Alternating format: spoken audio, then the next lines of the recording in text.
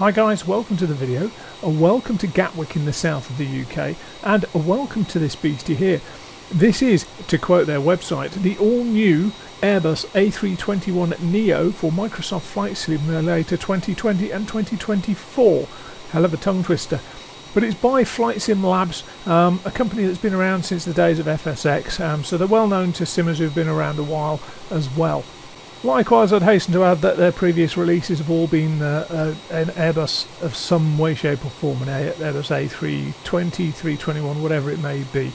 So they're very familiar with the aircraft type. Likewise, for those who don't know them, their focus is on high fidelity aircraft. As I've said in previous videos, I don't really like the idea of saying something study level because it's not really got a definition.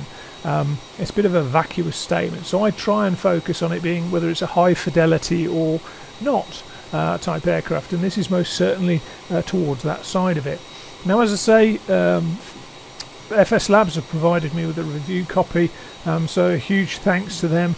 Obviously, as you've seen in other videos, if you watch my other videos, I'm completely impartial. I'm willing to rip things apart and see what's good, what's bad, and there's a bit of a weird change in the sound there. I've noticed things with the sounds around this aircraft that are a bit odd, but I digress. As I say, I'm quite willing to rip things apart, and as ever, my theory is if I see it, I say it, and then I will also show it so that you know what I'm talking about.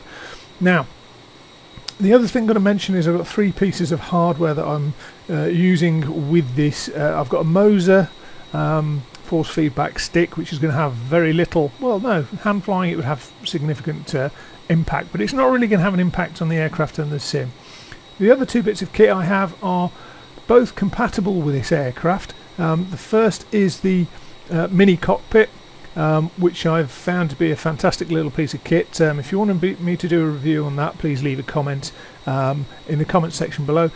Likewise, I've just recently been getting used to the WinWing MCDU, which I really like. So again, if you want me to do a quick review of that, then certainly leave a comment and I'll have a look at doing one of those.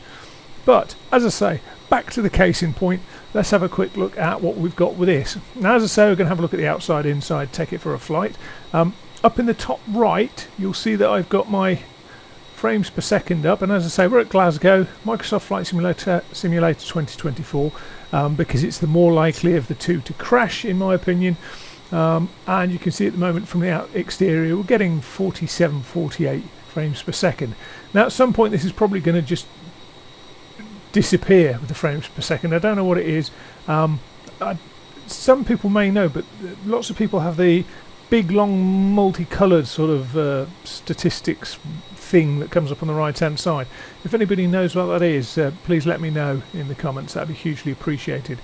And as ever, if you enjoyed the video, please don't forget to tick like, share, subscribe. It means a huge amount to me, so it certainly gives me enough feedback to then go and figure out what I'm going to do next for you guys in the community. But first things first, I'm going to bring over the web page because the elephant in the room, and we're going to mention it early doors, is pricing. Now, pricing for me is you know, there's two sorts of pricing. There's one which is an arbitrary figure. Well, there's three. First one is an arbitrary figure. The second one is, can I afford it or not? And the third one is it good value? Am I getting what I pay for? And I tend to prefer the latter two rather than the first one. So our discussion going through this is going to be more a case of, is it what I'm paying for? Am I getting the value that I'm expecting from this? Now, obviously, it's going to draw comparisons to the likes of Phoenix and the Tolis. I'm not going to do a direct one-to-one comparison. There's quite a few differences between the airframes, whether it's a Neo, a CEO, whatever it might be in terms of engines, airframes, developers, flight sims. So at this point, I'm not going to draw direct comparisons. We're literally going to look at the sim and the add-on on its own 2 feet, on its own merits, shall we say. Now, as I say, the sort of the elephant in the room is the pricing. And if we just go to the buy now, we'll see what. If we just go to the buy now, we'll see that it comes up with lots of information. There's a lot of information about the aircraft in any case in terms of on the web page. A little bit about what they're generating GE engines, etc. Unparalleled add-on, well, that's for us to decide, not them really, isn't it? And then if we come down to the price is $70 plus VAT. Now I swapped it around into pounds and sorted the tax, and it works out at about £72, which is a lot for a Microsoft Flight Simulator add-on. But again, we have to put it into the context of what we're getting for that money. Now it's difficult for them. They came into the market quite late, really. You know, missed 2020. We're now a year, no, 6 months, a year maybe into 2024. I don't even know how long I've been running 2024. But it's on its third update, and obviously one of the key things is the Phoenix simulations, with their base A320 only being £50, so it's £12 less. But that's not even a good night out, is it? That's just a few beers. That is two beers now at the minute. God, no, what is it? 20? Yeah, £20 only gets you 3 or 4 beers depending on where you are. If you want an A321 particularly, you'd then have to spend an extra £40, so that comes up to £90 in order to get an A321. And you may well wish to do that purely out of the fact that, you know, you get a different flight experience with it. And you do get a different flight experience in terms of the pitch, for example, having limitations, range, etc. So, as I say, you do have the bundle of £90 if you want to pay for both, which means you're about £18 difference. Now that sounds significant, and it is. Tolis, they do theirs for $90, which works out about £72 again. So that's not too different. Obviously it's a different sim, different platform, etc. But I'm just going to draw your attention to the fact that Flight Sim Labs have come down a huge chunk in terms of their pricing, and I feel that things have been drawn down by Phoenix, because when they came onto the market, they were the first company with a high fidelity sim aircraft, and they came in at what would have been regarded by many as a ridiculously low price, because if you look at this, the FSX version is £100 plus VAT for the FSLabs, and the P3D 4.5 version was 150 plus VAT. So I think the Phoenix, we've got a lot to be thankful for the Phoenix for bringing some of the prices down. That's not to say they weren't necessarily good value for money back in the day, but as I say, we need to look at this in the context of what we get for our money and whether we think it's good value for money, not whether it's cheaper or more expensive than another product. So that's a bit cheeky because I'm visually impaired, not suitable for people with blindness. I'll be brutal, I don't like that. I really don't like that because I'm visually impaired. And in the UK we had a pilot who, albeit with a supervision, he used to fly completely blind. He used to fly a PA-28. So I don't quite appreciate that comment. I'm going to be brutal. Because I'm visually impaired, so I'm 50% blind, if you want to put it that way. I've only just seen that, if you'll excuse the pun, and that's not a great thing to have on the website, so I do hope they get rid of that. But anyway, moving swiftly on, shall we say. That's put a downer in it already. So what we're going to do is we're going to take this flight. We're going to go from Gatwick all the way up to Edinburgh. It's a fairly straightforward route. The reason that I've chosen that route is I want to do a few things with the McDoo, just so we can have a look at it. It's not going to be a complete tutorial, it's just going to be to demonstrate that it goes a little bit beyond, if you like, an average sim system, and we'll see how it goes with that. And then, as I say, we'll probably do an Autoland at Edinburgh to see how it copes with that. Different developers have had different levels of success with Autoland in terms of the systems, but yeah, so as I say, we'll start having a look at the outside now and see what we think. So first things first, I'm going to have a look at the overall gross morphology of the thing, as I like to say. The reason being is that, generally speaking, we're going to be flying our aircraft looking at this sort of distance. And the key thing is, does it look right? Because we're only really interested in 3 things.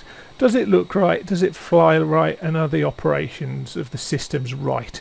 And really, that's all we're interested in. And at this range, I have to say it's a very attractive looking aircraft. A little bit of dirt and grime, looks like it's used well.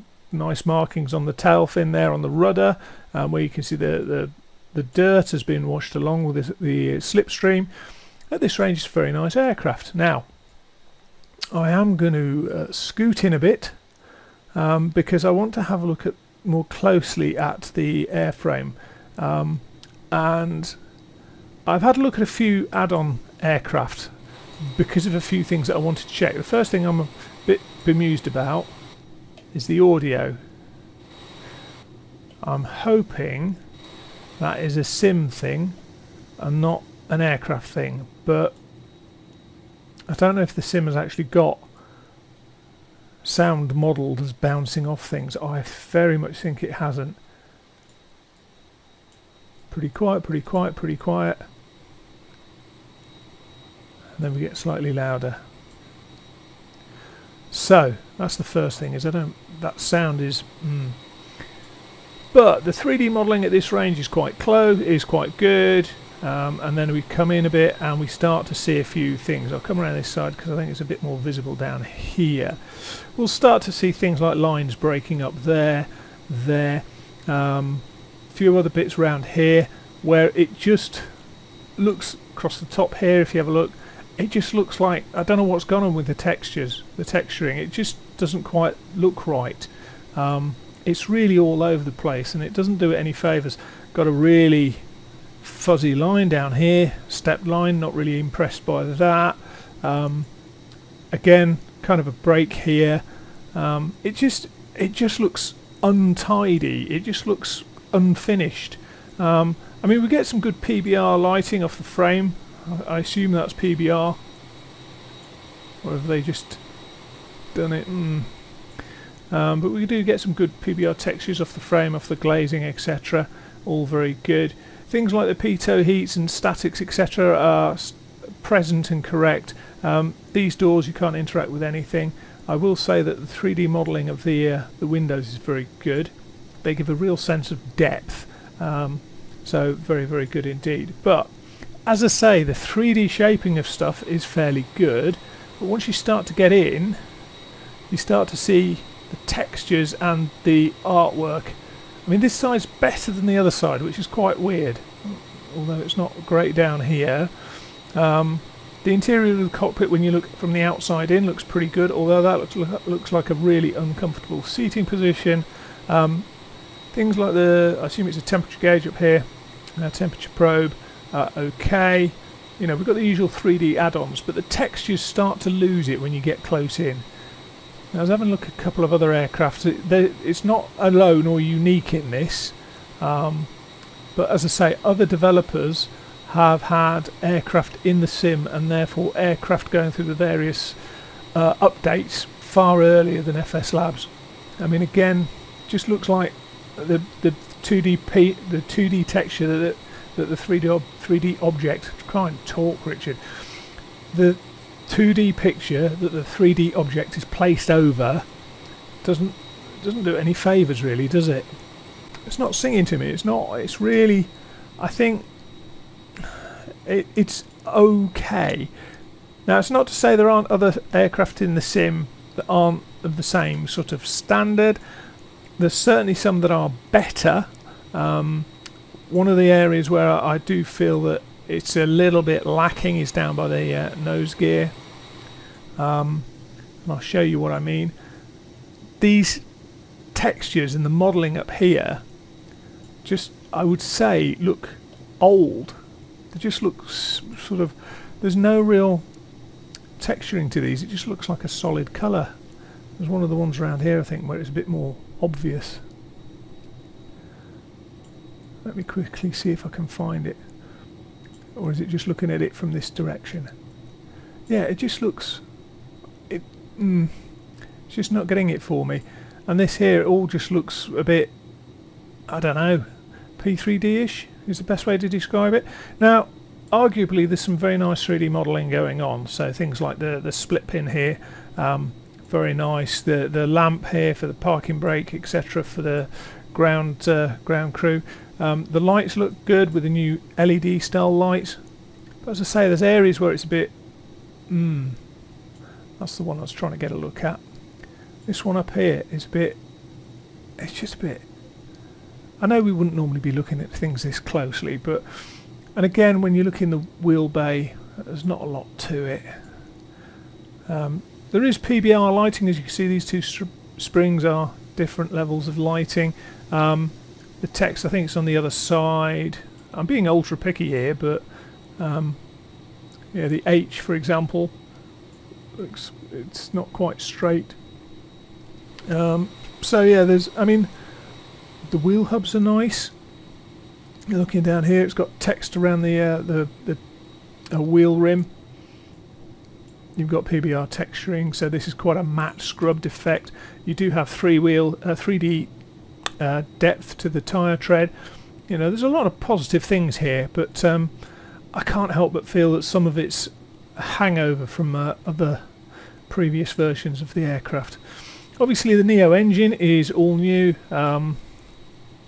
Again, the texturing very monotone. The spinning, I think they're spinning slightly faster than maybe I would have expected in this wind.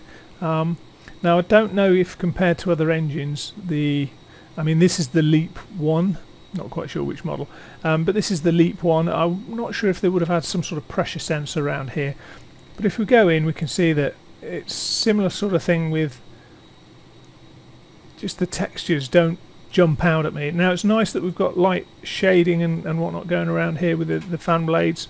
We've got the usual 3D articles just spread around the aircraft, but yeah, it's where we get this scruffy edge to the textures here.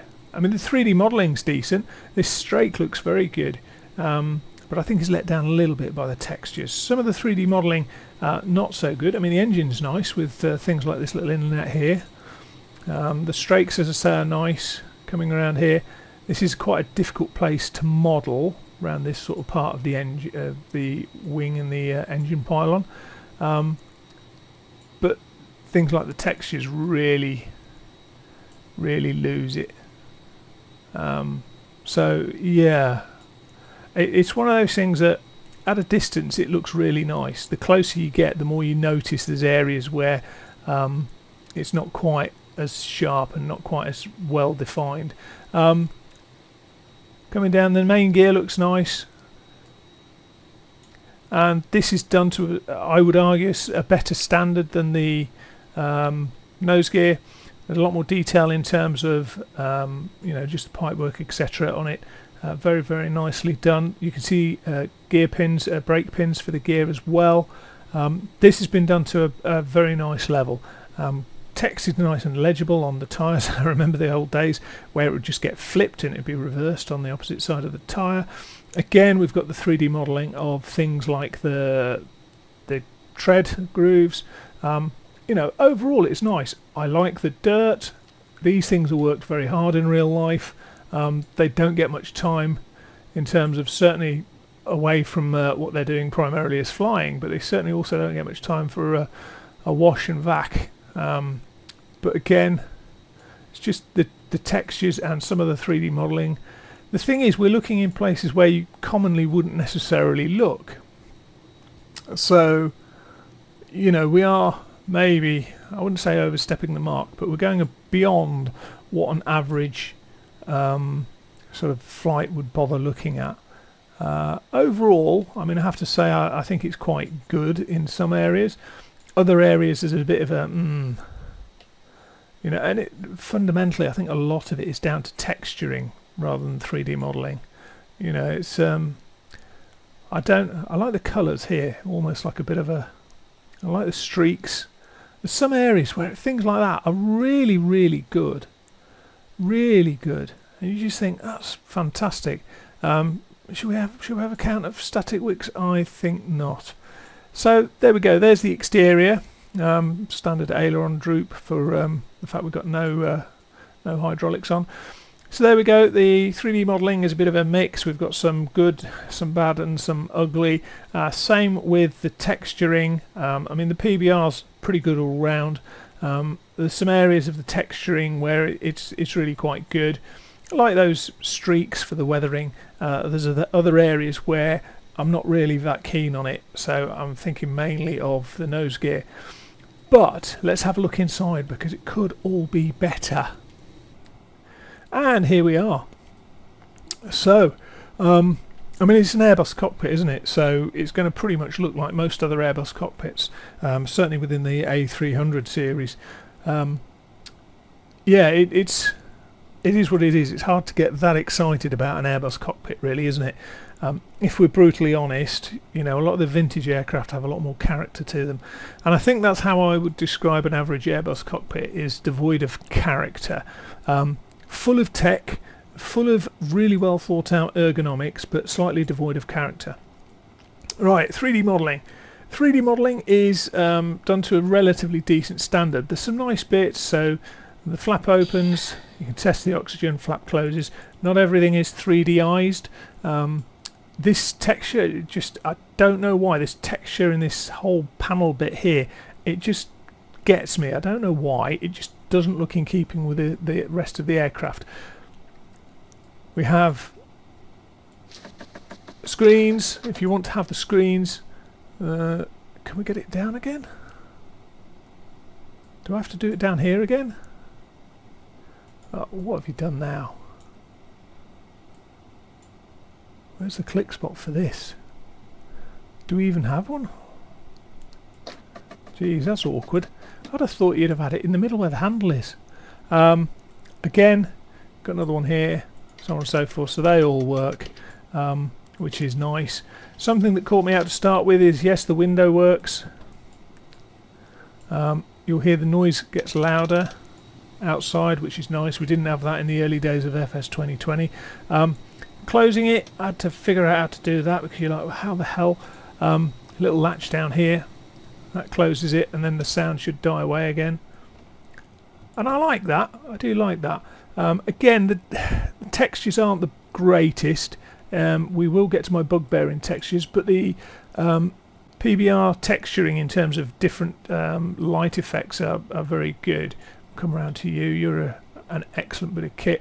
Likewise, the lighting on the stick. As I say, I'm using a Moza flight stick, but it's smooth, it's crisp, it's well damped. Not the stick I'm on about the graphics. Whereas, you know, we've seen graphics where it's like gentle, gentle, gentle, poof, with the animations. So this is very nicely done. I do like the PBR, the well-worn look of it being used a lot by hand. You know, there's areas where it's really nicely done, and then there's other areas where it's yeah, we'll get to that. The seats and texturing on the seats isn't particularly noteworthy. This seat, I find it really weird, because the speed at which you can do it, and there's no sound. Yeah, just a bit of an odd one there. We'll come through here into the cabin. No noise for the door either there. And then we go back to 1986 at this rate. I mean, this is, for this age, in this day and age, that's not great, is it really? I'd have expected to see a little bit more than this. So yeah, it's disappointing. I mean, the seats look okay. There's nothing in here that's clickable or interactive. You can't click down tray tables and the like. The textures look okay. It's a little bit chunky with the straight lining around the edges here. But having said that, I am somebody who doesn't spend any time in here at all. But if you're the kind of person who likes to do your wing views, etc., then, you know, it's... Put it this way, I wouldn't put it as one of the most saleable features of the add-on. But yeah, there's absolutely nothing in here clickable, and as I say, the textures are very FSX is the best way I can describe them. You know, when you look up here, it's not great, is it? But as I say, I don't spend much time in there, so I'm not overly concerned, but others may well be less bothered about it than I am, or more bothered, depending on how you enjoy your flying. Oh, we've got a click that time. Happy days. Right, something that I'm really happy about, and this makes me happy, but it won't make everybody, it won't matter to a lot of people, are the circuit breakers. There is a very quiet sound, it's probably my settings, but they all work, and this is significant, which we'll find out later on, but they all, literally all work. Every single one of them that I have tried and tested works, including the overheads. Do the ones down here work? I can't remember. Yeah, even they work. So that, I think, is epic. The amount of work that's gone into that must be absolutely massive. So in effect, what we're starting to get to the stage of is not the greatest external texturing, but the model's okay. Not the greatest texturing inside. It's good, it's manageable, it's doable. But we're starting to get an indication of systems here now. Functionality of systems. Right, let's get back here. And then we're going to come over to here, the EFB. Now, it's ubiquitous in virtually every sim aircraft these days. I don't think we're going to find many aircraft without them, even the GA aircraft from this point on. But it's a very useful conduit for accessing features in terms of the aircraft, not just using it as you would do in real life. So you can put any code in, it doesn't differentiate at all. But I will say that I think the EFB is done to a very good standard. However, we're going to go through some of the bits in this, because some of the bits in this are absolutely fantastic. Documents, this is the first button, comes up, it's got an introduction, great, you can click on that, go through that, which is fantastic, tells you more about the aircraft, configuration, etc.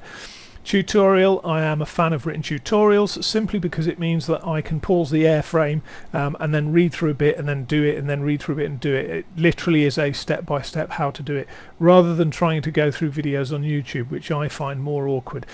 There is a basic video in terms of tutorial. There's also a tutorial for the GSX and the integration of GSX. I'll be honest, I don't use GSX. Me and it have a hate-hate relationship. So the fact it's got both non-use and integrated is really good.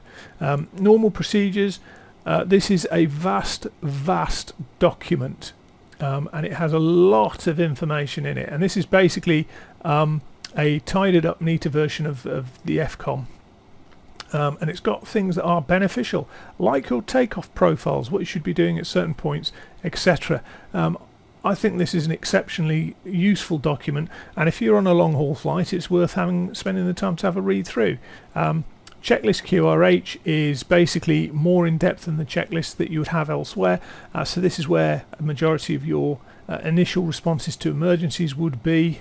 So for example, go around abnormal emergencies, so that was for what, a hydraulic failure, was it? Hydraulic B, blue and yellow system low pressure summary. So very good, very beneficial, particularly given the fact that we've got circuit breakers we can play with.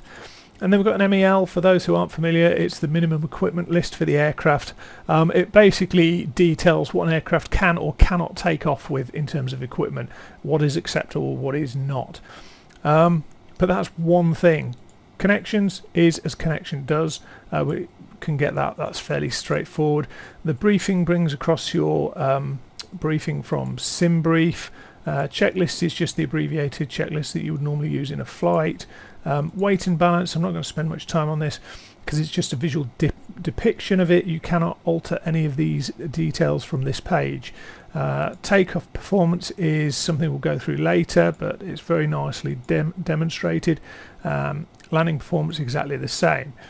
ACARS is very useful. ACARS is the, if you like, non-radio or non-verbal communications that you would have with other posts. So you've got an inbox for your text, you've got an outbox where you can send messages, you've got pre-flight where you can have information from there, in-flight, post-flight. You can print stuff, by the way, as well. You can have the weather information when you get it from ATIS, etc. New message if you want it, and then clear all messages. We might have a look at this a little bit more later on, but very useful. Maintenance. You can do maintenance of the aircraft. Now, this is one of my bugbears, is the colouring of text. As somebody who's visually impaired already, the fact that we then have a dark grey on a blue background is not great. We've got white on a dark background, clear, legible, fine. Why we haven't got significantly different colours? So blue and white, black and white, red and white, green and white. Do you get where I'm coming from? I have to squint to look at this before I can even click on it. So stow rat, for example. But the thing is that yes, it would come out here looking like this. So when it needs to stow the rat, it will look like this. But I just think that yeah, the font for me is a bit of a no. Navigraph integration, but it's an awkward integration if I'm honest. You can't bring it in direct from SimBrief, and you can't type it per se. What you do is have to call up the little keyboard. Gripe is the text on it is tiny. Even when you scroll in, it's still tiny. So we're going from E, G, K, K. That's gone up there. Having done that, we now need to get rid of this, which means we come back down here. Then having got that there, we then need to choose our chart. So we're going to have the taxi start 20-9. We'll pin that. SID is the Lamborn 1 mic, or sorry, 6 mic is it? Lamborn 6 mic, yeah, that's the one down there. And it's the same thing. If you then click on the pin charts, it brings up with whatever pin charts you've got. Did I not pin 20-9? I mustn't have done. Pins, yeah, there we go. But I run it on a different monitor, so I'm not going to be too bothered about using it here. If you've got a single monitor, this is great. Okay, Navigraph we've gone through. Techlog, love this. This is exactly how you would want it to be in terms of running Techlog in a sim. It will come up with pre-existing deferred maintenance issues. So not necessarily major things, like this isn't a major thing. Cabin emergency light poor condition, expires 113 days. It does count down, and then you can choose to repair it. You just click on the spanner. Now obviously you can't repair things if the engines are running, but again, I've noticed the flight history. I have flown a number of flights in this aircraft. It's not showing any flight history. Fault history it is. You can see I've had previous faults. Aft galley faucet intermittent low flow add to due to spares. So and then it's got the resolved on dates. A couple of more serious ones I had with the N1 vibration and the IDG1 deactivated. So yeah, I like this. And then you can reset the Techlog, and I don't understand the point of having all this and then resetting it unless you want to consider it a brand new aircraft. And then you get to failures. You can fail virtually everything on this aircraft, and now you can see that the combination of the failures, the Techlog, the persistent state modelling, etc. means that all of a sudden the Techlog and the fuses and the maintenance all tie in together, which is really good. So you can go into the Techlog, you can fail things. Radio management panel 3, you can activate it, you can arm it, and so on and so forth. So I find this to be a well set up system for playing with it, and I think the combination of this and the circuit breakers and the minimum equipment list and all of that put together as a package is really cool. The simplest and coolest thing of the whole lot is the fact that every time you change your airframe, or not your airframe, your airline, you get a different screensaver, which I think is fantastic. So big thumbs up for that on the whole. I just wish they'd change the text fonts in terms of colours. So we're not going to do a tutorial, neither are we going to do it necessarily by the book. We're just going to try and get ourselves going. Sounds are okay.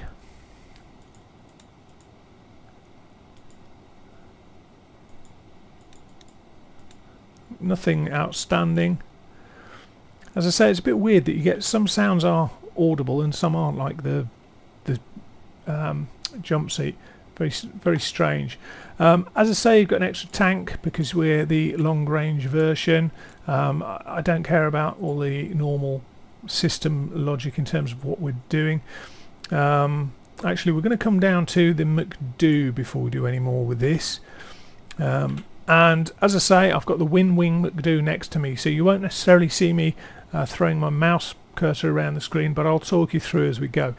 So on the right hand side you've got panel states. You can obviously choose the panel states the same as you would do virtually any other add-on. Going back to the main menu, you've got failures, which is where you can set up if they're armed, active and service based, which is great.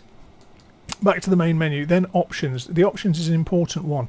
If you are not using GSX, I have found that this is the best way to fuel and sort your aircraft. So you've obviously got maintenance, which will tell you about refill. You can refill stuff, etc. Really quite good. Then you've got things like changing wheels and sorts. FCU, EFIS, various things that you can change about that. I don't understand why this is on this little panel, but there we go. Fire, you can reset all your fire, squib bottles, etc. Then we go to fuel. This is the first one that's significant. If you are not using GSX, this is the easiest way to do your fuel. So the fuel we want is 44,200. Put that in there, press the button, bang, we are fueled. Now at this point I'm going to bring up one of my fun bits. And this is something that's stupidly fun for relatively childish people like me, but I think this is brilliant. There are 3 screens that you can call up in your browser. And let's get them over just so I can show you them. They just link automatically in with the sim with the aircraft. There's nothing really, you don't have to set anything up, is what I'm trying to say. So you can have your EFB, you can put it on another screen, you can play with it, around with it through that without having to do what I hate is the head bop of looking up, look down, look up, look down, and so on and so forth. That for me is a real immersion killer in the sim. But you can do that, so it might come up with a slightly different, yeah, so it's slightly skinnier, it's got a different profile thing. You can have your McDoo, and if you stick it on a different screen, then you've got basically a standalone McDoo, which stops you doing the look up, look down, look up, look down. And then finally you've got this one, which I absolutely adore for no apparent reason. You can see it's got 4.2 tons of fuel because we've just filled it, but you can pre-select your fuel, and I'll do it to 4.3 so you can see. Once you've done that, turn the power on like that, and then do it on automatic mode, and it will fill up the fuel, and you'll see this will go up, and then this will eventually become 4.3, and then it auto shuts off. That's it at 4.3. There we go, it's shut off. I didn't click that. Shuts off, turn the power off. I mean, how awesome is that? That for me is possibly the best bit. No, it's not the best bit, but I absolutely love it. I think that little add-on just adds so much immersion because you end up fueling your aircraft. Brilliant. And you can see now our total here is 4.3. What I will do is, seeing we've got an extra 100 kilos while I'm talking, we'll stick the APU on, and that'll burn some of the fuel. Don't want to be there, that part of the world is horrible. But coming back down here, so that's the first thing, is you can fuel through there, and then if you go return, you can also do your payload. Now your payload, the easiest way to do it is, you're interested in this blue figure here, so let me have a look at what I had on SimBrief as our payloads. What was our payload? Our zero fuel weight was 60.9, so if you've 60.9, pop that in the top left where it's got 48.7, boosh, there we go, and that then sorts out all your passengers, your distribution, your weights, etc. So that's absolutely fantastic. That is how I load the aircraft. This is system page 1. External controls, if you want to disconnect everything and connect everything, you can do it through this instead of GSX. It has got the GSX options over here as well, but I'm not going to use them, just simply because as I say, me and GSX have had quite a significant fall in, fall out over the years. Units are what they are. Again, it's not something that I would use in terms of this element of the sim. FMGC, we know all about that, but you can choose things like your database, etc., which is cool. ADIRS or ADIRS, realistic or fast. I always have fast because I'm lazy. Engines, IDG, so your integrated drive generators, you can reset them here, and your doors, whether they're open, closed, or having a bit of fun at a party by the pool. Skipping across to the right, we've got various options that I just generally don't use. Within it, you've got whether you, for example, this one here is your classic or new standbys. So let's just change it over to classic. So we've got the classic one here. If I zoom out a bit, it might be easier to see it. There you go. You can see, so we've got all of these various things that we can mess around with, which is just, for me, it's just so cool. The ability to get back in there, the ability to change stuff, fantastic. Brake fans, you can remove them if you want, so on and so forth. There's also multiple pages of this. So yeah, it's just, so the advantage is that you can then set it up to a particular aircraft or a particular airline, which is great, absolutely great. But I digress. So we've covered all of that lot. The next thing to do is look at the ATSU. You've got an ATC menu. Again, I don't generally use that, I'll be brutally honest, but it's functional if you wish to use it there. Coming down the right hand side at the bottom right, we've got COM menu. Again, it's got stuff that I generally don't use, etc., but it's available should you wish to go down that particular route. Let's get back to this. ATSU again, and then AOC menu is the one you'll use the most. You can see where it's got the blue cyan crosses. This means you need to do something with it. So the initialize one, will just go to that, press the initialize data request, little star beside it goes out. When it comes back, it's done the data thing. You did get a little message and it's popped that in. Now it's populated not just this but the other elements of the aircraft as well. So when you go into the McDoo, you'll find it's all now ready for you. So that's your initialization received. Operational flight plan data, same thing again here. This has also got GSX integration here, so the time is well off. What time are we at now? We're at 8 o'clock. Good grief, is that the time? 8 o'clock. So what would we need to be? Let's do 1950. Hopefully that will allow us to play a little bit. Yeah, that'll go. And then you can actually print stuff. I think it goes to a PDF. I've never tried it, but I think you can actually physically print stuff off, which is cool. And then OFP, you can send the OFP data off to the various places that need that information. Then you can pretty much skip everything else if you wish. Come across to departure ATIS, click on that, you see the star disappears and then comes back again. The weather and ATIS, so you can choose this and then you can choose a station. So in this case it would be EGKK. We'll leave that as it is. And then you can choose SIGMET, so significant meteorological information, your forecast or your METAR. So we'll go for the METAR and we'll see what information it comes up with. Bottom right here, you've got received messages. You can either do it through here, or as we said a moment ago, you can do it through the ACARS. So here we go. Choices, we've got two messages. The AOC uplink shows that we've got a slot notification for our times, which is great. And then the weather, we've got our METAR from EGKK.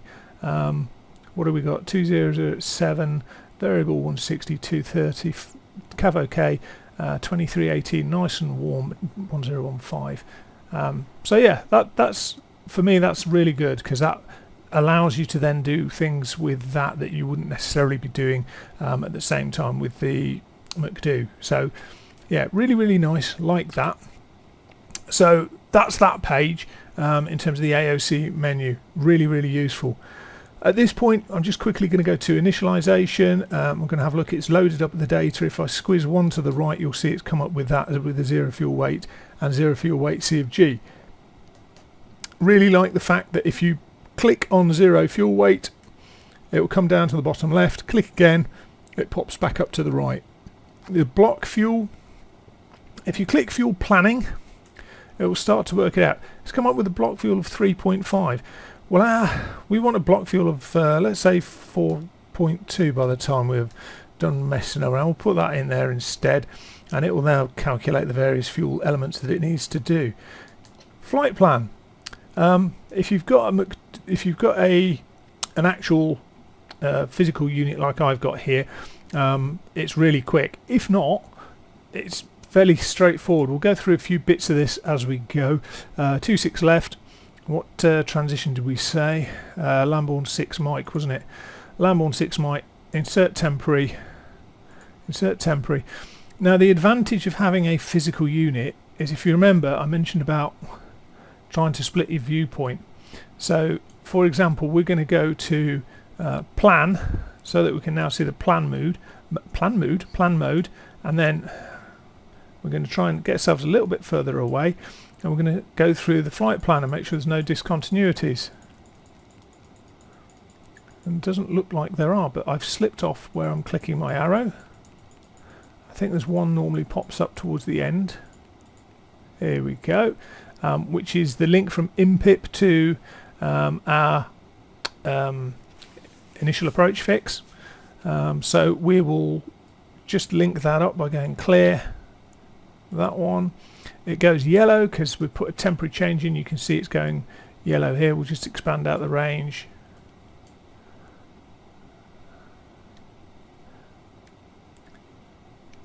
It's a long drive from IMPIP to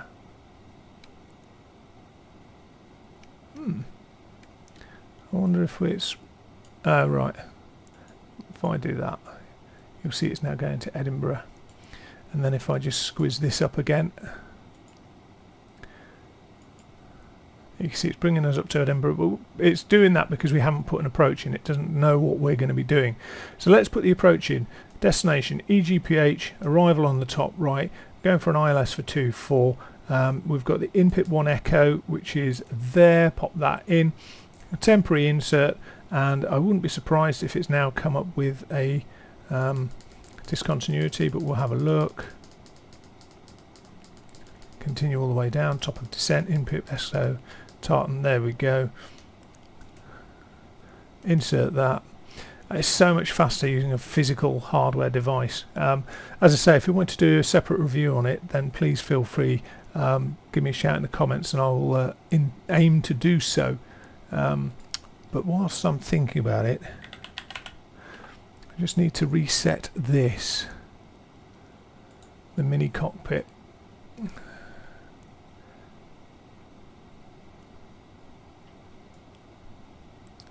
Three greens. It's not done it yet, has it? So let's reset that so it can line up with the cockpit. And there we go. We're absolutely spot on. All done and dusted. So, final couple of things. Coming down here, we've done our route. We don't need to do the init B page because we've done that. So let's just skip across to performance. As I say, we're not intending to do this as a tutorial. If you notice, we've got uplink takeoff data, bottom left. What we're going to do with this is squeeze over here, go here, then we're going to go takeoff performance, and then this is where it's a case of we need to put a couple of bits of information in. So this is already downloaded from the weather in the sim. You can see it's the +231015. It's already got all the details. We're going to have air conditioning on, and apparently this is very similar to how a real pilot would have it. And then you've got a choice of your runway, but you've also got the choice of intersection. So you've got full length at Alpha 1, Bravo 1, etc. We're just going to go full length, comes up with that. Press calculate, it goes yellow. And then it comes up with the data, which is fantastic. Won't go into it, but we've got a V1 range, 159 to 163, which is interesting to see that. It's got the flex, it's got the trims. So yeah, it's all pretty damn good, if I'm honest. Pretty damn good. So let's go back here, scoot down here. In fact, we'll go here. If I come here now, if I click uplink takeoff data, it will then populate that takeoff data uplink complete. And as you can see, one up, flat one up, and then we've got 159, 63, 65. Transition altitude 6,000 feet. It's fantastic. I really like how they've got everything going with this. So we'll just put the APU bleed on. I'll take the external power off, and when everything goes dark, we know we've buggered that up. As I say, not intended to be a tutorial. In fact, it isn't. And please don't take anything I say with any seriousness. Okay, because we're going to irradiate everybody who's on the stand, we might as well just get the predictive wind shear on. We'll set the radar on, stick a bit of that on, and what else was I going to do? Yes, going back to the radio panel. The radio panel for me, I think is, oh, for God's sake, stupid thing. The radio panel, I think, is really, really good in this. It's the modern radio panel. It's very similar to, say, the A350 or the A400 Atlas, in terms of it gets away from all the dials, etc. It's all in one panel. So you've got your VHF radio here, you've got your ATC, i.e. transponder here. Now, for me, it feels as if these are offset, which I suspect is probably true to life. Please don't shoot me if I'm wrong, but it's pretty easy to use. So it's got two transponders in the aircraft. ATC mode, we're going to go to auto. It will then say TCAS mode, do you want it? It then comes up with your display modes, norm, above, below. I've just drawn a memory blank with that. Traffic alert and resolution advisory, that's what it is. You then have your ident, you can have altitude reporting on, off, and then squawk. It's pretty much as you would expect. The menus for your cell cal, which I don't really use. Nav is for your nav radios, if you remember the old school radios. They come through this. You can't tune or you can't tune or work with them unless you click them to standby nav, and then you can start to change things like landing system, etc. But obviously, if you leave them on auto,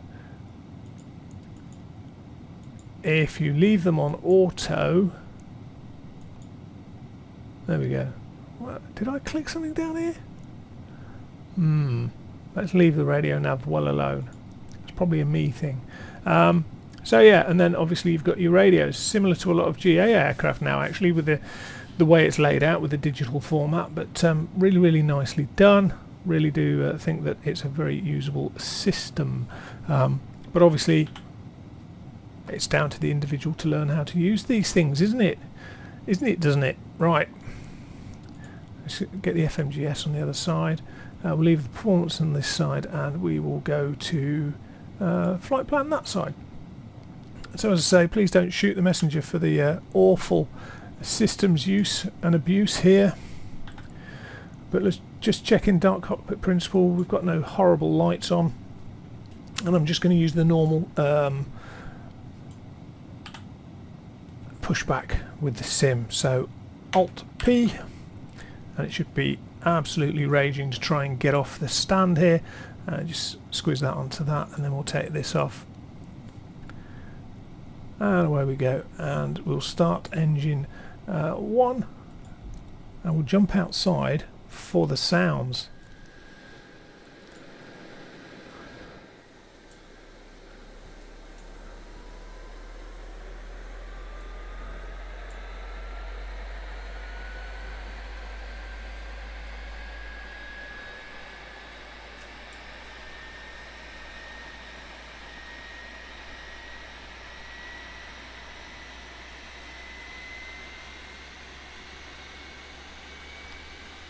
Which I have to say are not earth-shattering. Nice growl.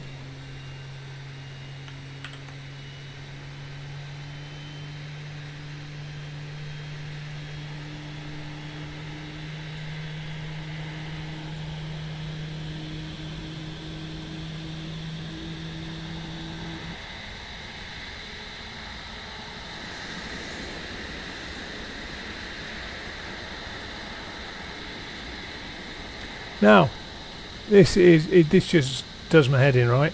Nice big spinny disc, fan blades going around. Nice big disc, fan blades slowly going around. Fan blades visible from the back. Oh, we've got a DC-10 or MD-11 rock up. But this one, we've got no fan blades. Look, I find that really off-putting personally. I don't know why. It just... But never mind. Right, let's go. Why does it keep doing that? It's doing me nothing. Okay, so let's get engine 2 started. Engine 2 started. Click on that. Whilst we're faffing around, let's get that up. We can get flaps down to flap 1. And we'll get to up 1.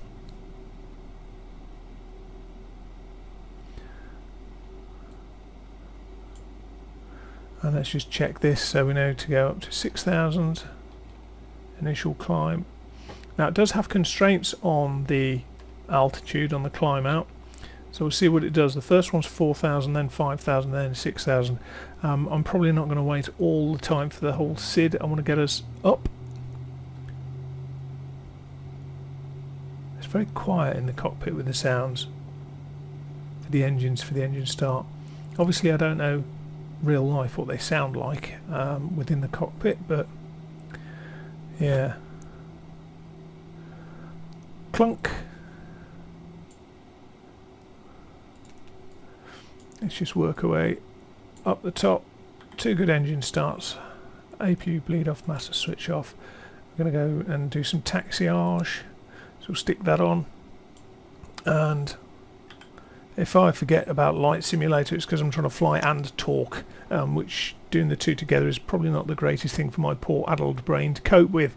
So as I say, foot pedals on the feet, press the pedal disconnect button. Foot pedals don't move, but the nose wheel steering does. So absolutely brilliant. Do like that.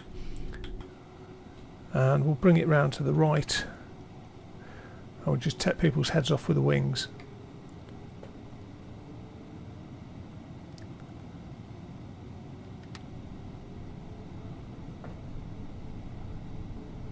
Never mind. Hey! We haven't exactly got the furthest taxi to go, which is good because we're killing people as we do. We're only going to 26 left, which is down this way. So while we think about it, the ground handling is fine.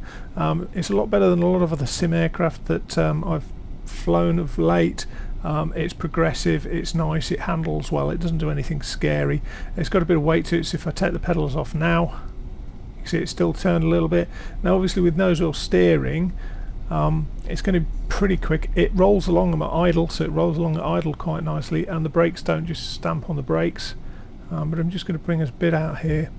We'll try and get a bit of distance because we're going off here.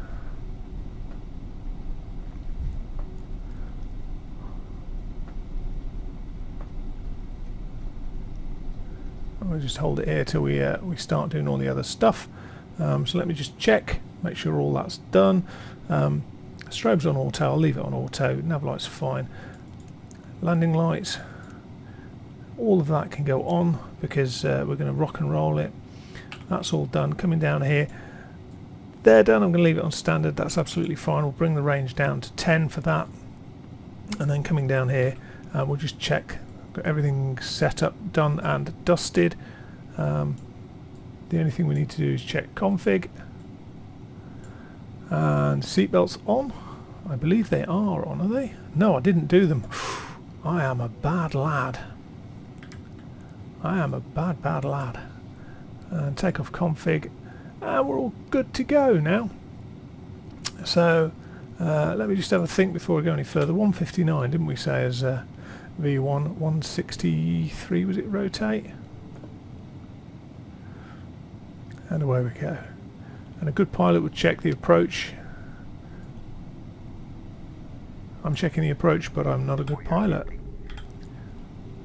That's nice. For 2 minutes of your time, whilst we take you through the safety procedures of this aircraft. Thank you. That's nice. You can hear the voices in the cabin, but not in the cockpit. It's very nice. As an instructor, the first flying instructor I ever had, he was a retired wing commander who used to fly or was in charge of the operational conversion unit for the Jaguars in the 90s, I want to say, 80s, 90s, something like that. He was old as time itself as an aviator, but he always said two things: there's nothing as useless as airfield behind you and fuel in the Bowser. And I took that away with me, having done one of the worst lineups you could do. Right, you do get a small amount of nose wheel authority generally in most aircraft just through the rudder pedals. So we're going to see how we get on. Now my throttles aren't particularly well set up, so you may find that the detents aren't working particularly great for me.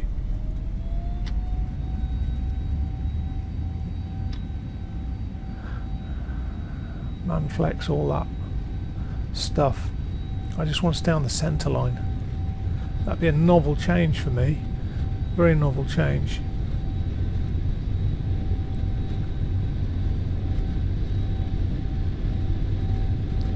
I normally just firewall these things. Now we're limited to about 10 degrees nose up to start with because there'll be a long aircraft. Gear up.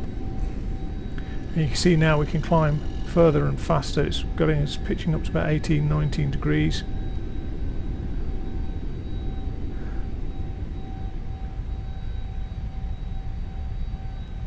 It's just very nice to hand fly. Lever asymmetry.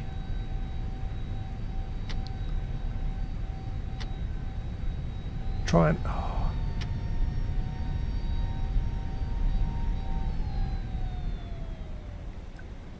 This is because of my throttles, not the sim.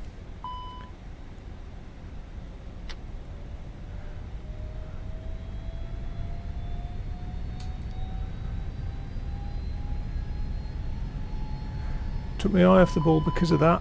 Overspeed, yes, thank you very much. Let's get the autopilot in and recover that.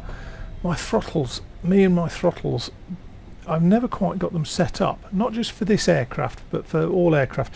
They're really old Thrustmaster Warthog throttles. They must be in excess of 10 years old now. You can see we're levelling nicely at 4,000. What a beautiful sky scrape that is. Just for your information, we've got persistent bugs in this as well. Not as in computer bugs, but as in things when you manage to squish a bug. They stay on the screen until you clean it, and it is one of the maintenance options is to clean your screen. But as you can see, we're maintaining 220 nicely through the turn, maintaining 4,000 feet. It's following the constraints, which is all pretty good. That's what we want it to do. Well done, sim. Well done, aircraft. It's what a lovely evening out there. Look. And the UK's had glorious weather over the last few days. Unusually good weather. As you can see down here, our McDoo's changed to the page it would normally have for climb.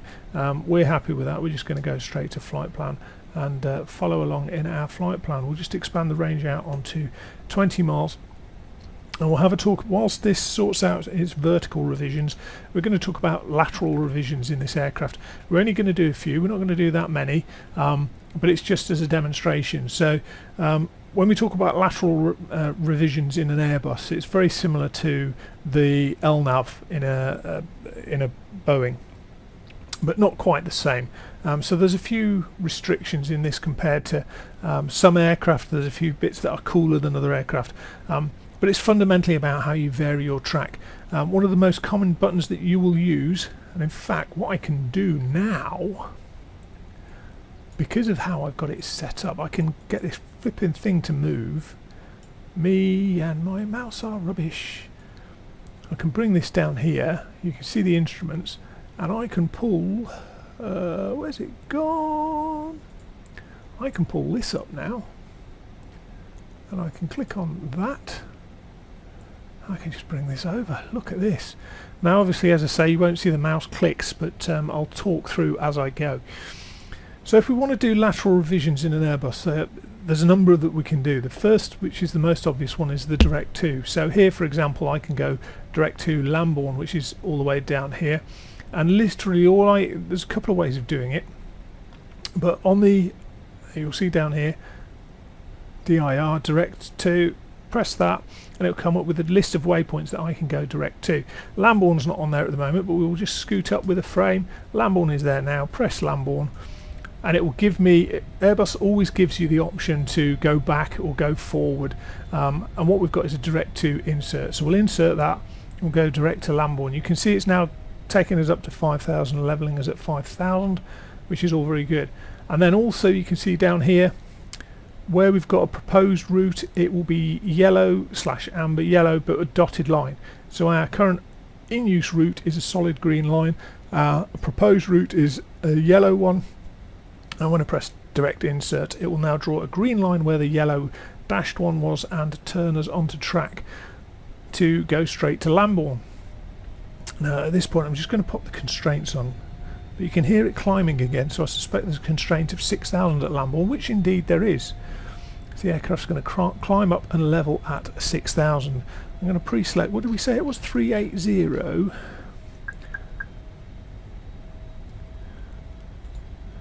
380. Let me just check on here what we were climbing up to. 380 was it? Yeah, 380. But as I say, this is really quite useful if you have it on another monitor. We'll take it off 1013, put standard, there we go. We're also now going to consider what we're going to do at Brookman Parkway, but what we're more importantly going to do is we're going to get ourselves in the climb to 380, so we'll just do an open climb and away we go. Nose pitches up exactly as we would expect, and up we go. And now we're just going to do a direct to Brookman Parkway. However, and this is the fun sort of stuff, what we can then do is if we do direct to Brookman Parkway, so BPK, on the right you'll see it's got direct to, but it's also got a beam points, which we're not going to do. It's also got a radial in and a radial out. So if I do a radial in of 060 and I put that as the radial in, you'll see on the chart here now what we've got drawn is a new line where it's saying this is the radial in. If you wanted to intercept a radial into something, this is the line. Now we're deliberately doing it well off center. So at this point what I'm going to do is, as we're climbing up, I'm going to take the heading and then I'm just going to squiz us round to the right a little bit so that we're coming completely off route. And this is where we're starting to go into the realms of messing around with the McDoo to see what it can do. So you can see our controlled route. Our controlled route is the one with a solid green line, so that's us on our heading. The original flight plan is now on a green route, and the proposed new flight plan is this intercept in the yellow dashed line. So we've got a solid line for what we're doing, a green line for what we plan to do, and now a yellow line for our new plan for what we intend to do, which is fantastic.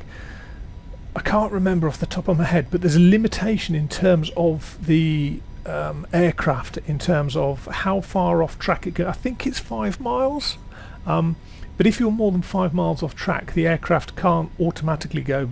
It can if you do a direct to, because that kind of gets around it, but in terms of just rejoining the track, it's really not quite sure what it should be doing at this point. But we'll continue climbing up at this point. We'll just go up here, because we've gone over 10,000 feet, so we need to apply light simulator.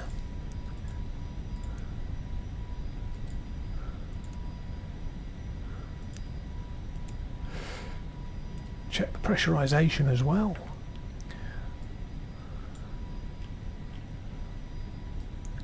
Pressurization, make sure we are pressurizing, which it would appear we are. Happy days. Cabin altitude still only 1650, and we're decent acceptable vertical speed. Let's just bring this back down into our focus whilst we're going along, and let's bring up our gadgety screen again. Go gadget screen. So this is kind of cool. You can also have a radial out, obviously, which is just the reverse. So you can have it so it's a radial in, a radial out, etc. But we'll just play along with this for a little bit, and up we can go, jolly well go. I just want us to get to the point of having a decent intercept here, and we'll just see what it does when it gets there. But as I say, there's a lot within this McDoo that you can play with, and I'm only just scratching at the surface. You know, I've done very little of it. I'm just playing around, and I do think that at the end of the day, if you have an aircraft in a sim that's capable of doing more than just the plane A to B, why not do something different? Why not utilize the abilities it's got? Why not take advantage of what you've just spent your money on? Because these things are not cheap. If we're brutally honest, they are not cheap. And so I think, you know, I think we ought to just get away from being that magenta line follower. I think we ought to just go, you know what, let's have some fun with our aircraft, see what it can do, more importantly see what I can do. You know, I love playing with these things because there's always that element of, not risk, but there's always that element of discovery where you go, oh, so that's how you do it, which for me makes a huge difference. It's part of simming. It's the same as going online with VATSIM or IVAO. It's that, oh, this is how it works, and it's just getting past that initial fear of doing something wrong. We'll do something wrong. I do it many times a day, but you know, this is the fun of simming. Okay, so we've gone out a little bit way off our course. Let's bring the range down and we'll see how we're getting on. What we're looking for is a direct intercept that's going to bring us to this line and then follow the 060 radial. So if I now click direct to, direct to insert down here. Didn't want to do that. You'll see now it's drawn a direct to. If I zoom out, it's drawn we're a bit close. It's drawn a direct to intercept a 060 radial inbound, and then it's going to return us back to our course.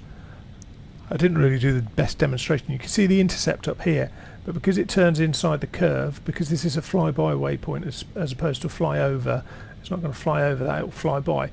But you can see what I'm on about, hopefully, the general nature of what we're doing. You can also see, if we come down here, what we've got is 021 with a dot. The dot means its last heading was 021, which is the one that we'd given it, or the one that we'd given it, and then the dot means it's ready to intercept, so it's going to plan the intercept, and you can see it planning it now. I mean, I've given it a ridiculously small time and distance to do it in. We're just waiting for it to get to the point where it's going to start turning. If indeed it does. Come on, I believe in you. I believe in you. You can do it. There's a good chance I've just set it all too close. I think I have I? We've had an adjustment on the green line there. Just trying to get to the intercept point. Come on, you know you can do it. You know you can do it.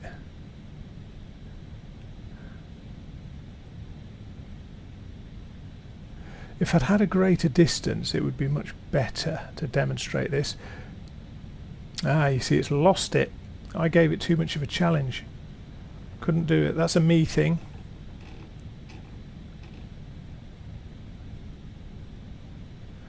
That's not a sim thing, that's a me thing.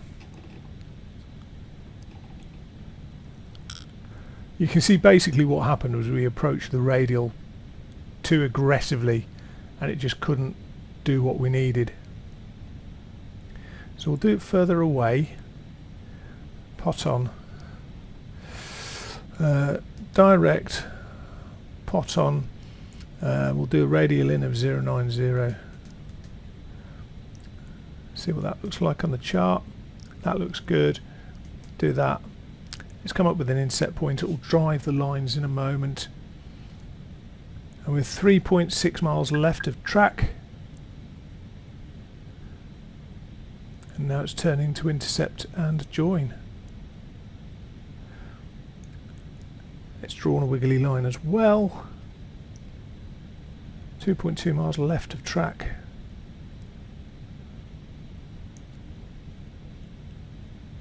And now you can see we're turning to intercept our inbound radial. So that was slightly better. I didn't really give it a chance on the first one, we were so close. But yeah, you can do things like direct intercepts, and you can do direct intercept with an inbound and or outbound radial. Great. I mean, how cool is that? Now if we go too wide of track, the autopilot will chuck us out. So you just have to monitor this a bit. I think it's only about 2 miles. I think we're going to be okay, says he. At which point it's not a problem, we'll just do a direct to pot on again. I think we just squeezed that one in. You can see we're 1.8 miles right of track. And we're coming back in nicely. So yeah, I mean, there's a lot of fun to be had, as I say. I think that it's been done to a very good standard in terms of the McDoo. Let me just get the remote one up again, and we'll have another play with something different. But fix information is a useful one as well. Fix information, we'll go into that. The reference fix we're going to use is BEDFO, B-E-D-F-O, and I'm sure there are people who are far more adept with this thing than I am. And you can see from BEDFO you've got a number of choices here. You can do a radius, so you can do a 10-mile radius. And it's the kind of thing that if you wanted to be aware of a position 10 miles before you got there, you know, be it flight level 380, 10 miles before BEDFO, there you go. You know what you're doing with that. So it's a good thing for situational awareness. Let's clear that. Let's clear that. And then obviously we've now got the option to do radials as well. So let's do a radial of 060.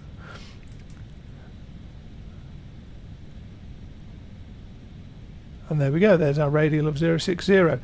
Slightly different to what we did because this is not part of a direct intercept, but you can see the same thing. Instead of being a yellow line because you're planning to make a change to your lateral flight plan, this is very much a case of you're creating a fix or utilising a fix. So let's clear all that. I think you can have a total of 4 individually created waypoints. So we're going to go for PB01. It doesn't know what that waypoint is, so it then comes up saying lat long place bearing distance or place bearing. These are 3 ways in which you can create a new waypoint from the information that I'm aware of. So what we're going to do is we're going to go BEDFO. Do we do BEDFO? Yeah. BEDFO slash. We're then going to go out on 270 slash 10 miles. And then we're going to then press there to put it into there, and it will then generate a new waypoint for us. We click store, and there we go, we've got our waypoint, and you can see it out here on the left hand side now. So what we're going to do now is going to go direct to PB01.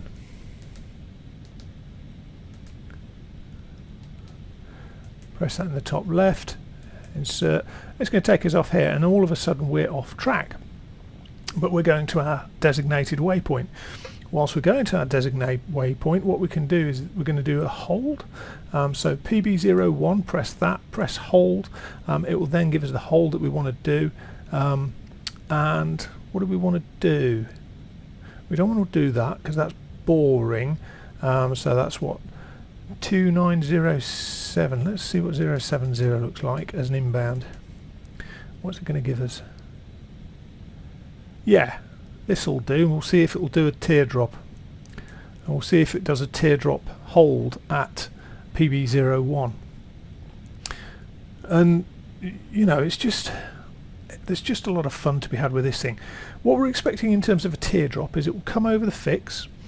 It will then fly parallel to the inbound leg, but obviously in the outbound heading. So this is your inbound, outbound leg, all the way around in this oval. What we're going to do is fly over the beacon, or fly over the waypoint I should say. We're then going to turn left parallel the inbound but in the opposite direction. We're then going to do this teardrop pattern all the way to come back round to our fix for the hold, and then come around this way. So again, this is the sort of thing where I'm not particularly skilled at this. The only way to do stuff like this is to play around with it and accept you're going to make mistakes. We all make mistakes. We're just coming up to 380, which is grand. But over here you can see there's a couple of ways. There's a couple of ways you can get out of a hold. You can do a direct to another location, which will just draw a straight line from where you are to that location, take you in the straight line.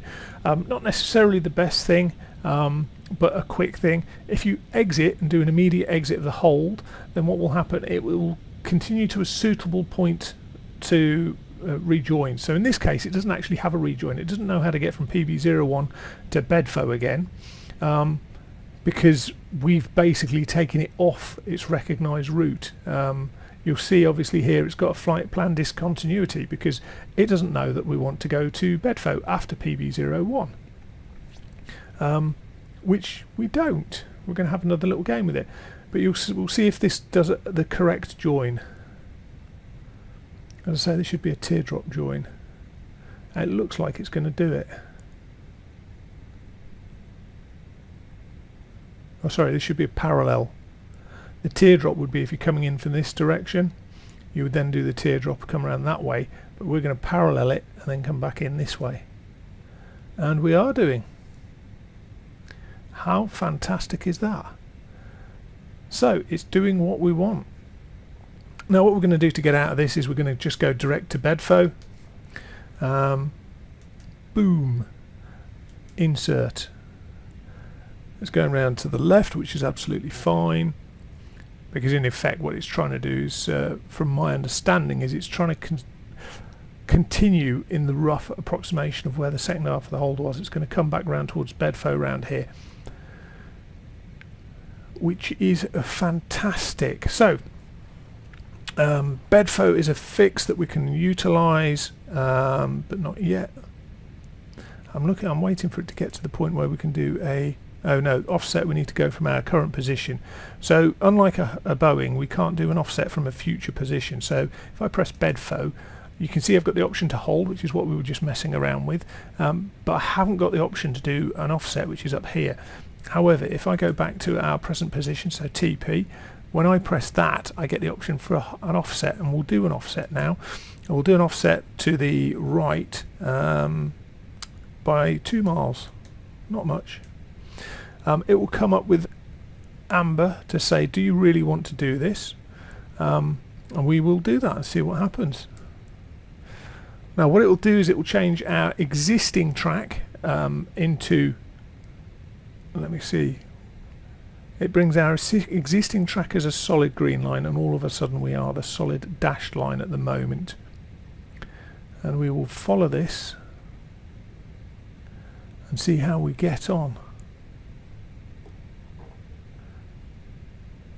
Yeah, so our solid green line will bring us out to the right hand side. You can see here, really, really good. Really enjoy it. Just fantastic.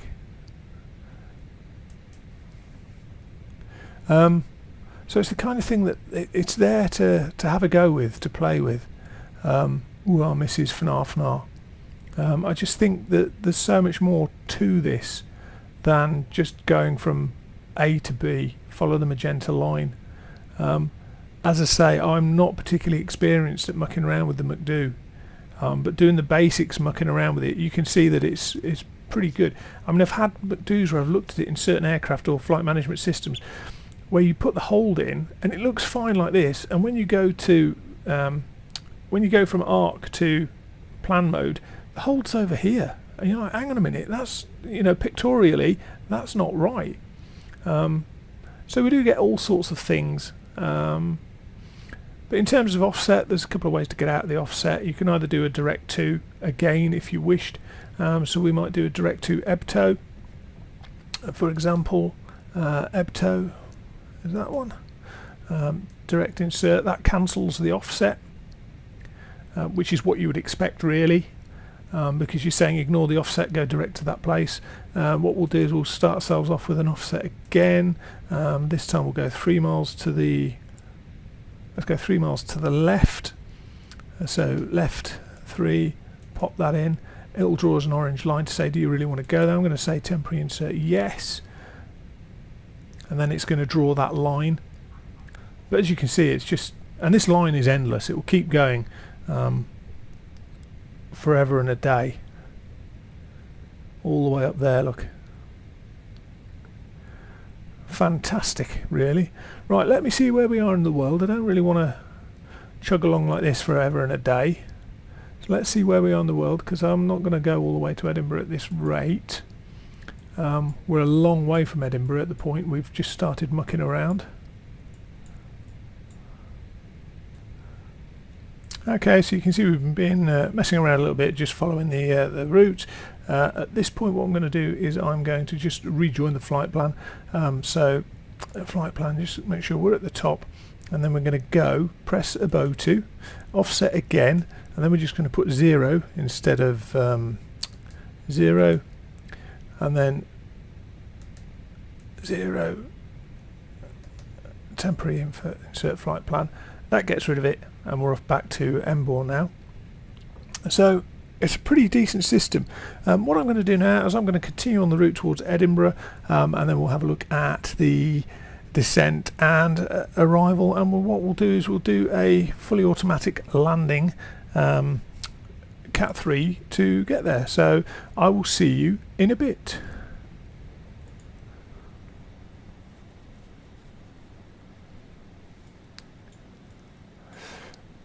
Okay, we've just passed INREV. We're just on the descent now to Tartan, flight level 070. We're just going to pop some lights on, because that's what we do, because we're like that, we're rock hard, and we need to see where we're going. Let's pop that up there, pop that up there, pop that up there, and we've got our arrival data in, so we're all good with that. That's fantastic. So let's come down here. What we're going to do is go here, fix info. We're going to clear that, and we're going to go PH24. That will generate a new waypoint because it doesn't know where we are. We're then going to go on a radial in of 060, and then let's see where that's drawn on our page. Get the zoom sorted. Yeah, so that's extended our centre line, which is good, and what we're going to do is we're going to position out to the right of that centre line.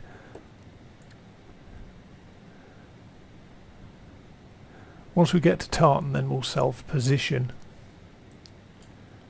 But I'm not an expert in this, but I really do enjoy playing around with it. Now Tartan's what, 23 miles away? 24, so we'd lose 8,000 feet in that. It's close, but it's no cigar. You can see our levelling off arrow is here, and the required level off here is here. Sorry, our level off is here, and then the descent would go further down to there for the next bit. But I don't think we're going to make the 7,000, flight level 70, I should say. And I do believe we've got a speed constraint here anyway. We do, Tartan 230.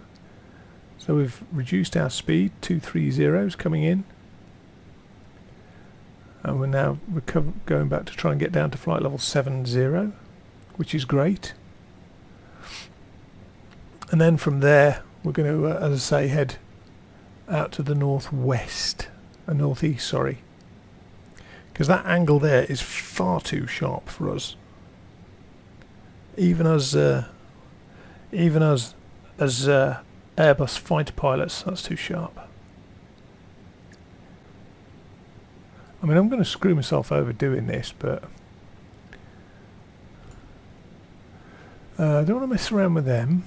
I'm trying to find something that's not necessarily going to disconnect me from engine indication system. What we've got here?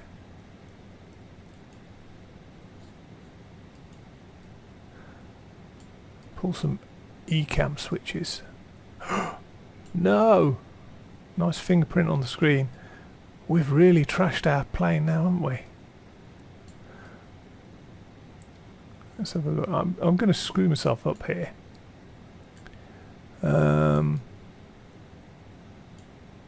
Let's find something a bit more interesting, shall we? Lights, anti-ice, air bleeds, pumps.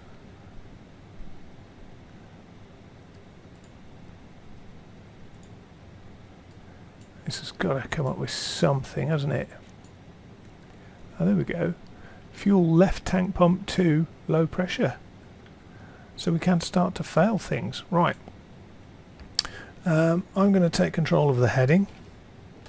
I'm going to start to squiz us around here. I'm going to start to bring us down to 3,000 feet. I'm going to change the pressure to 1012, which is what it was. I'm going to keep coming round to the right here, to the opposite of 240, which I believe to be 060. And we'll come out this way and see how we get on.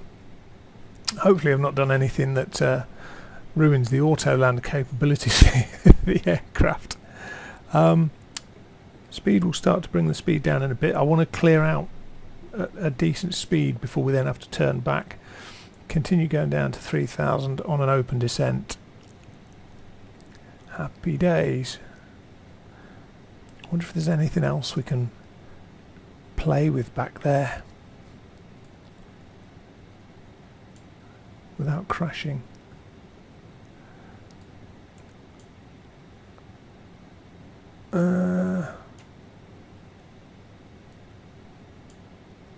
Pulled out a load of pumps.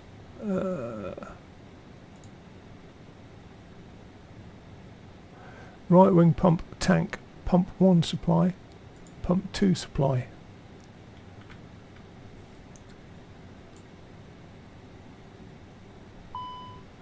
Yeah, there we go. Loads of stuff's appeared now. Right tank fuel pump 1 off, right tank fuel pump 2 off. So right tank fuel pump 1, right tank fuel pump 1 off, because they're both amber, so I assume that's essential.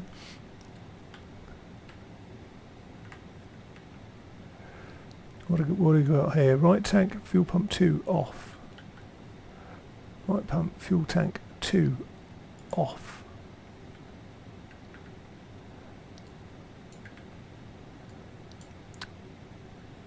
When right front fuel tank required, right tank feed, gravity only. Procedure gravity fuel feeding, avoid negative G factors. Happy days, we will do that. So the ECAMs and the fuses and all that lot work. I haven't got a clue what I'm doing with them. I'm not A320 type rated, which is not really a surprise. How are we doing for altitude? Altitude's doing well now. So we'll bring our speed back down to about 210. And then looking at our position, shortly be able to turn in for the centre fix. And at this position I'm going to start bringing us back round to intercept the centre fix.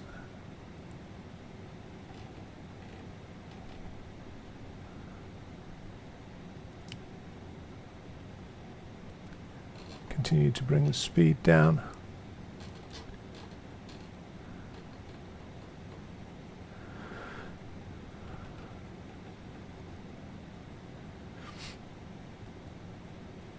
And see how we get on with this.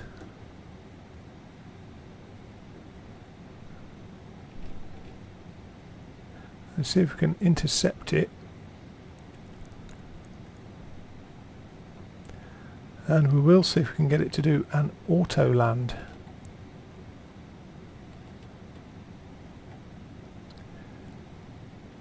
Now my screen's gone all blurry there. Don't know if it's obvious, but at this point we'll choose localizer, arm that. We'll try and get it at a slightly slower speed if we can.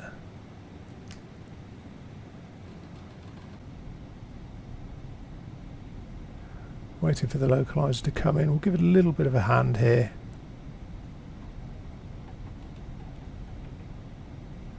So it's not intercepting at too sharp an angle. It should be able to cope with this.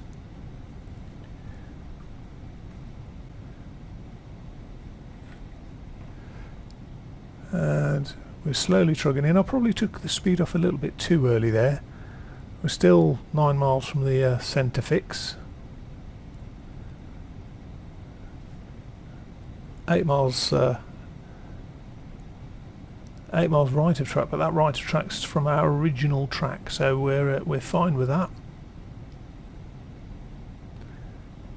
Let's bring the range down a bit now, see a bit more clearly what's going on. I'll just bring the heading in a little bit so it's less of an acute, less of an angle, a bit more acute. And then what we'll do is we'll establish fully on the centre line before we then go with the glide path. Glide slope's the word I'm looking for, isn't it?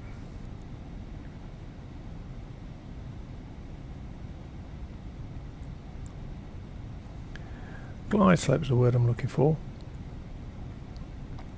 Well, it's done that pretty nicely, I'll be honest. Probably better than I can do. Well, definitely better than I can do.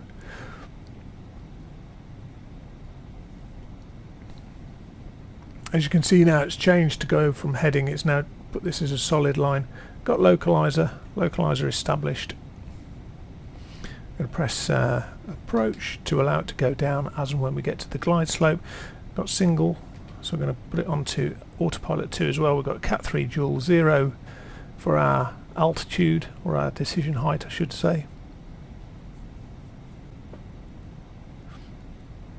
And then what we do is we'll land, I don't care about taxiing to stand, we'll just stop and we'll have a chat about the essentials. So capturing the glide slope now.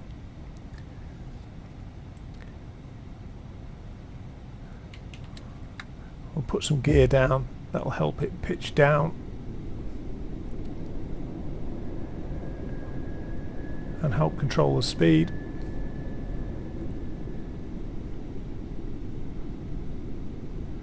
And we're nicely established on the glide slope and localizer. Beautiful, like a work of art. Full flap.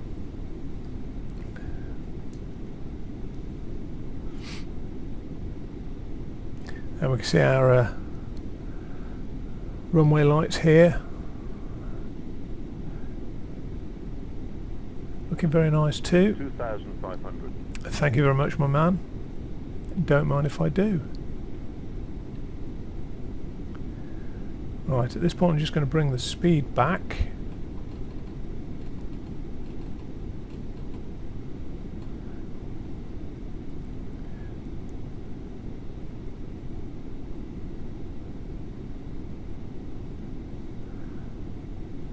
And in this evening sunshine, what a gorgeous approach. Now I've found that this tends to nod sometimes in terms of doing an approach. Whether that's induced by the weather or not, I don't know. But we'll see how we get on with this.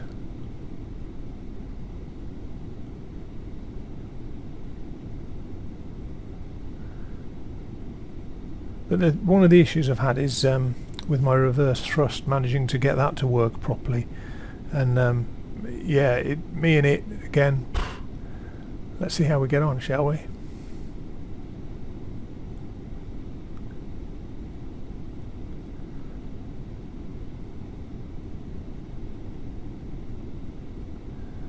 Looking very nice though. It's a very stable approach, but we've got virtually no wind today.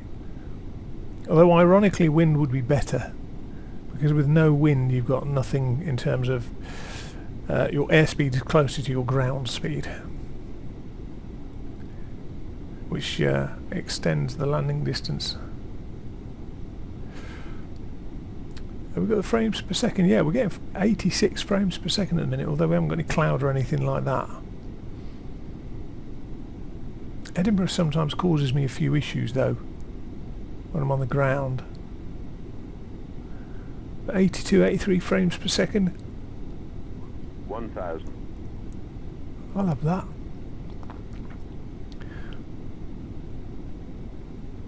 Need to chuck some weather on it. See how it copes. In fact, should we do that?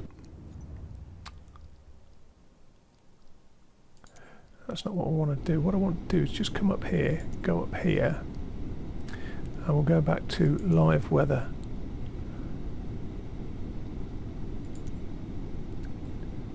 Down to 69 frames per second. That's not too bad, is it? 70. My machine details will be on the description to the video, should you be interested. But please don't take them for anything, because I'm not particularly good at setting everything up in terms of configuring a computer. I do the absolute basics to get it working on my machine. Right, we're slightly right of centerline with how we're coming down here. Hopefully it's going to correct. Still 2 red, 2 white. Let's see what it does in terms of correcting. 200. Again, right of centerline. Got land indication. It's trying to recover that, isn't it? 100. Now this may not be down to FSLabs. This may be down to the scenery. 30. 20. 10. Retard. 5.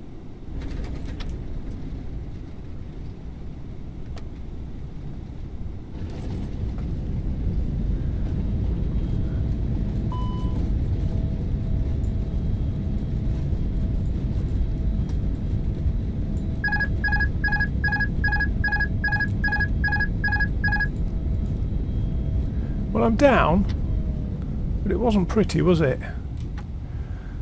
That was not pretty at all.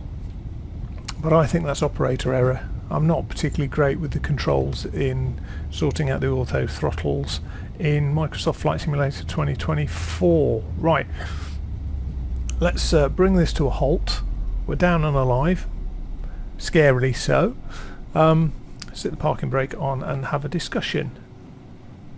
So, let's go through it in order. Exterior modelling. I think the 3D modelling is okay in all areas, if I'm honest. I think there's not a lot. It's not exceptional. I wouldn't sit there and jump up and down and shout about it. It doesn't bring anything new to the party, is a way of describing it. I think the textures are varied. Some of the textures are okay, some of the textures not so much. Things like the sort of FSX looking nose wheel leg, don't like that. Some of the textures look a bit blurred. It just doesn't grab me. It's functional. If you look at other add-ons, you know, it's similar to other add-ons, but those add-ons tend to be £30–40. You know, certainly not £72. So the exterior for me is a little bit of a letdown. The sounds are a little bit of a letdown. I don't feel that the sounds are immersive enough in terms of what we get from them. I just think there needs to be a bit more oomph about them. There's areas like the door in the cockpit where there's no sound as it moves left and right, or you know, there's areas where you would have expected a sound and you don't get one at all. So not just weak, but areas where you don't get a sound at all, which is unfortunate. When you move into the cockpit looking at the 3D modelling, I'm going to be honest, it's an Airbus A320 variant. With the best will in the world, there's going to be a limit to what you can do with it in many respects. However, I mean, it's safe to say that it's adequate. I can't really say that there's anything that stands out in this compared to the Phoenix or any Bill's aircraft, or you know, there's nothing that I would say you've got to get this aircraft because of the cockpit, because of the interior. Really sad in terms of if you like your, just walk through here, really sad in terms of some of the areas where I think it's just really basic. I'd like to see something better with that. But then we get on to the pièce de résistance, really, which for me, which is the combination of the systems and the failure modelling and the EFB. And this is where, for me, this aircraft shines. It's nice to fly. Being an Airbus airliner, the hand flying is very much like flying on rails.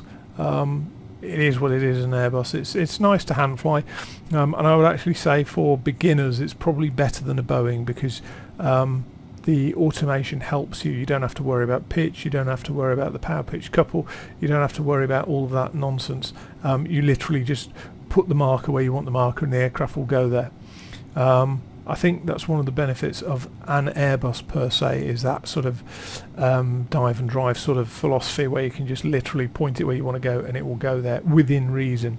But yeah, as I say, the McDoo is really well implemented. I really do like the amount that you can do with it.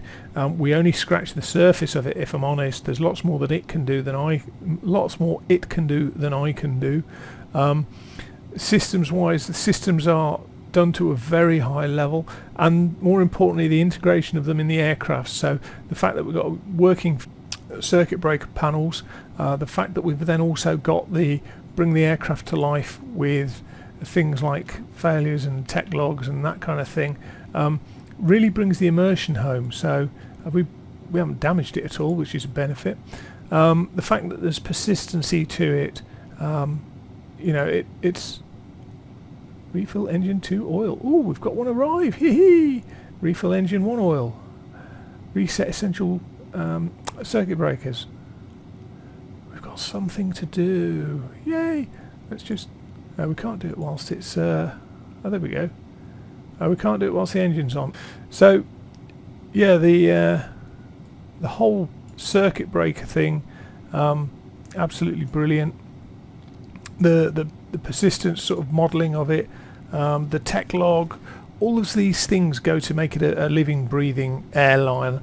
And I think that's something that's missing in a lot of other add-ons, to be fair.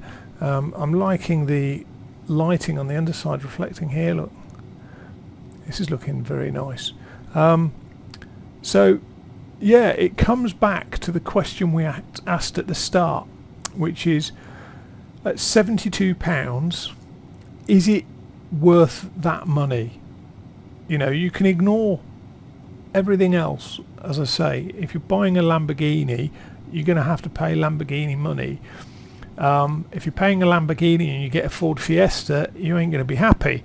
For me, I think if you were looking at a sim aircraft that's focused on the flying and the systems and operating it and failures and tech logs and persistence and detail and documentation and tutorials, and something where you're going to basically learn it and learn it in depth, I think this is a good add-on.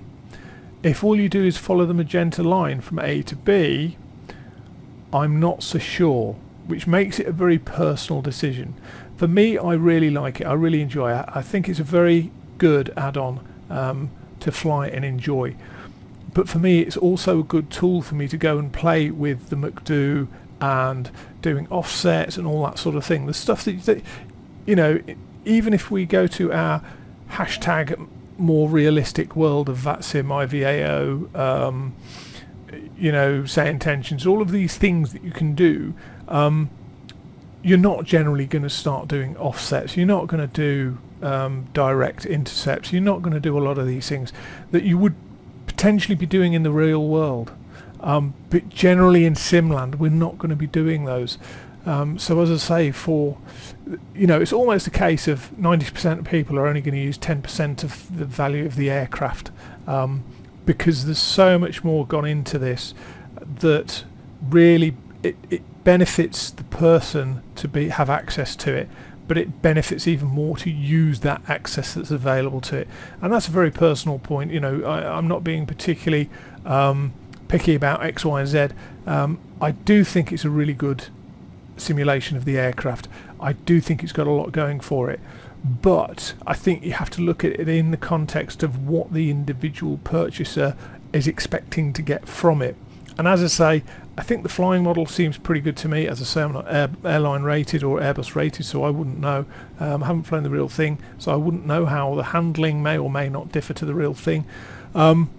Likewise, I haven't done a type rating, and I haven't done any of the technical reading for the aircraft. But if that's your bag, then this is a pretty good add-on, I feel.